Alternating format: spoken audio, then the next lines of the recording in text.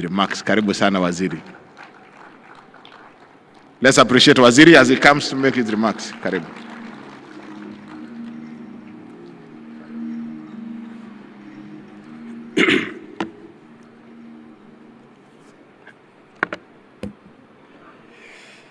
Your Excellency, the Right Honorable Raila Odinga, a man who has initiated me into politics in 2005.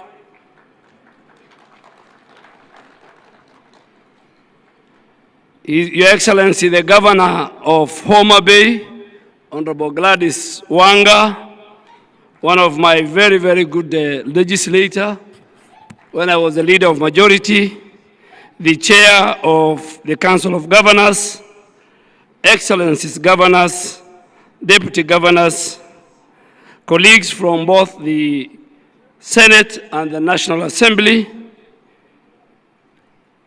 colleagues from both levels of government, our development partners, Honorable Excellency, former Prime Minister, as we come to the day 2 of the devolution conference, let me first extend my heartfelt appreciation to Homa Bay County for its warm hospitality, and also to the Right Honorable Raila Odinga for his enduring leadership in advancing equity and justice. The theme for the people, for posterity, devolution as a catalyst for equity, inclusion, and social justice, reflects devolution as our constitutional and moral compass. It reaffirms our past 2 days as a powerful driver of an inclusive prosperity, tangible equity, and effective governance. Social justice, Honorable Prime Minister, demands that every Kenyan has an equitable access to opportunities. He has equitable access to protections, and he has equitable access to essential services. A goal that devolution advances by bringing government closer to the people, correcting historical imbalances, and ensuring fairness in the distribution of resource allocation. Ladies and gentlemen, Honorable Prime Minister, guided by this principle, our health reforms under the universal health coverage focuses on 4 key pillars: human resource for health, making sure equitable deployment of skilled health workers, integrating community health promoters into the formal system, and scaling up specialist training to ensure we have skilled care in every county. And Honorable Prime Minister, as a person who worked with you during the 2010 Constitution,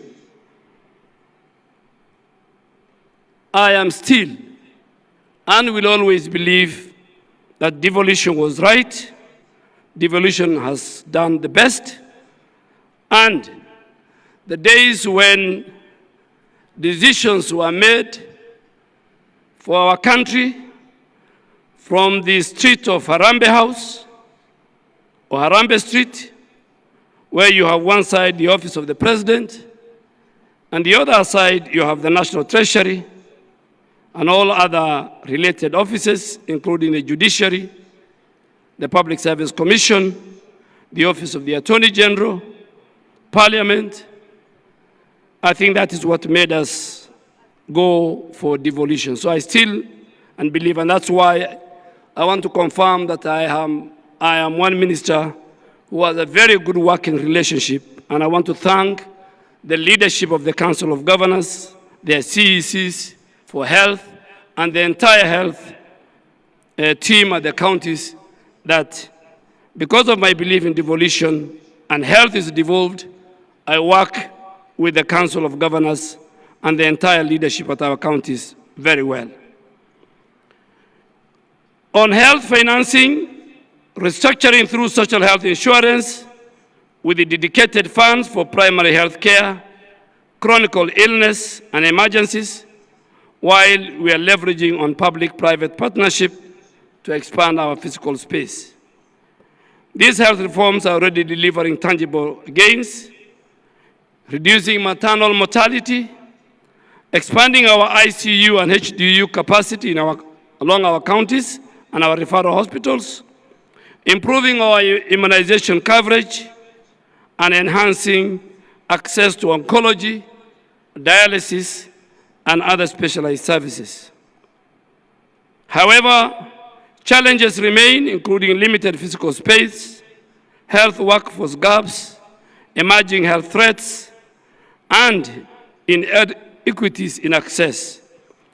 But these are addressed through devolution, innovation sharing, and collaboration and partnership across our counties.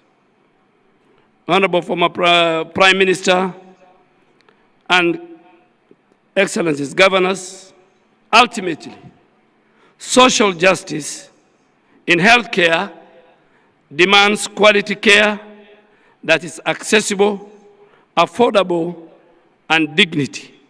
And from Homa Bay to Turkana, Mandera and Nairobi, it's for this reason that the ministry's reforms and the spirit of devolution reinforces and amplifies each other. Our work is about the people, their dignity, their opportunities, and their future. We have both the responsibility and the means to make social justice a lived reality through a well-governed, well-resourced, people-centered health system. Your Excellency, the Prime Minister, before I conclude, I want to make a confession. Because there are many people here who say the former Prime Minister is the father of devolution. Maybe they have read in the newspapers, maybe they heard through the TV, but I was there on the table when you fought for devolution. As a member of parliament for Langata and as a Prime Minister. You fought for devolution in Naivasha, in the morning and in the wee hours of the night, navigating the political turmoil of that time. You fought for three things among many things. Three were irreducible minimum for you, because I was a member of ODM, and I'm happy Senator of Siaya and my long-term lawyer who defended me in many petitions, election petitions, is sitting here. And also, the man who first signed my nomination certificate to go to Parliament, Professor Anyang' Nyong, is sitting here.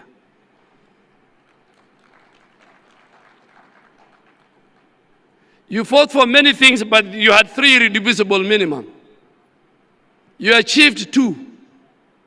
You achieved devolution, and you achieved and you helped us as a community, the Muslim community, the Qadi's court to be entrenched in the Constitution.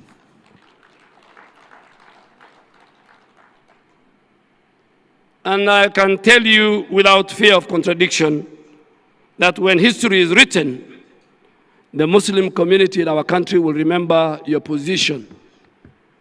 But you fought for also a parliamentary system of government.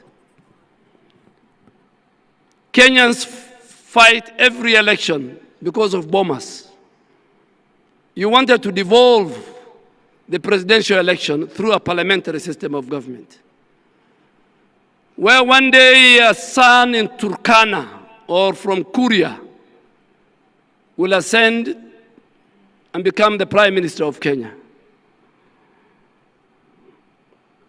That did not happen. It didn't happen, but at least in everything that you look for, you don't get 100%. We got a good constitution with a very good Bill of Rights. Devolution was key. And just to pick on the region where I come from, former Prime Minister, before devolution, the 3 districts of Northeastern and the 3, which are now the 3 counties of Garissa, Wajir, and Mandera, used to receive a paltry 1 billion shilling in one financial year for development. Today, because of devolution, Garissa, Wajir, Mandera combined receives close to 30 billion. That is because of what you did as our leader then and our leader now, that you fought for the Bill of Rights that we have today. We fought together with the great minds here, an independent judiciary, an independent parliament. But because this is a devolution conference, I want to thank you on behalf of the people that who are with you, some here, some who are not there. The challenges we faced in making sure that devolution was entrenched, that governance was given to the people of Kenya, and the sharing of their resources was given to the people of Kenya.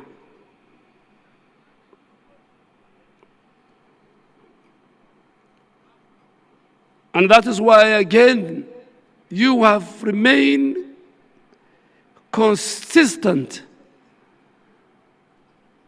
and fidelity to devolution. A number of times, colleagues, my former colleagues in Parliament, National Assembly, ask me, why is the former Prime Minister sometimes hard on us when it comes to the Senate? And I want to say it here. The Senate is the custodian of devolution. The former Prime Minister made his time with Professor Nyang' Nyong'o and many people who also became senators. But today, the custodian of devolution is Senate. That is the institution created by the Constitution. And just to conclude, no community, devolution was to make sure every Kenyan, regardless of his community, religion, and his location, are equal before the Constitution and before God. And that is why we want to say, if you want to aspire to be a leader in the Republic of Kenya, you must have certain credentials. You must be ready to speak for the El Molos on the shores of Lake Turkana. You must speak for all religions, and you must speak for all communities. And you must speak for Kenya.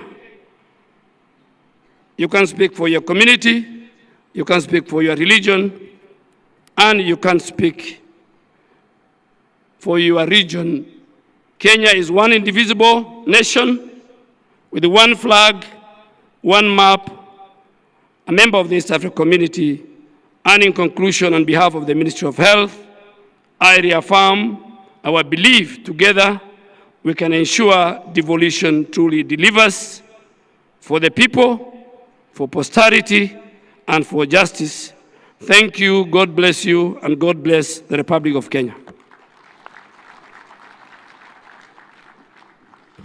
Another round of applause for Waziri. It's now my honor to invite our gracious host, the Governor